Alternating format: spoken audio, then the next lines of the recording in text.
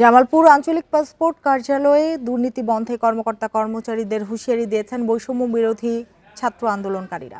প্রিয় নম্বর সেট করে বিকাশে সেন্ড মানি করুন ফ্রি। সকালে শহরের বিজয় চত্বরে পাসপোর্ট কার্যালয়ে যান তারা। এই সময় এক দালালকে আটক করে আন্দোলনকারীরা। শিক্ষার্থীদের অভিযোগ, পাসপোর্ট কার্যালয়ের অনেক কর্মকর্তা কর্মচারী দুর্নীতির সাথে জড়িত। দুর্নীতি বন্ধ না হলে আইনি পদক্ষেপ নেওয়ার কথা জানান তারা। এছাড়া কার্যালয়টিতে দ্রুত সাহায্য কেন্দ্র চালুর আহ্বান জানান শিক্ষার্থীরা।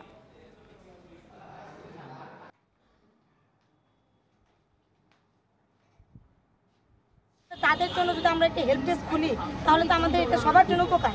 দেখা যায় দালাল চক্র, দেখা যাচ্ছে কি মানে তারা যেহেতু বুঝতেছে না এটার একটা সরলতার সুযোগ নেই। কোনো ধরনের হেল্প ডেস্ক নেই। যারা একদম অশিক্ষিত বা আদরের যে ব্যক্তিদের রয়েছে তাদের জন্য যে হেল্প ডেস্ক থাকার কথা, এই ধরনের কোনো হেল্প ডেস্ক নেই।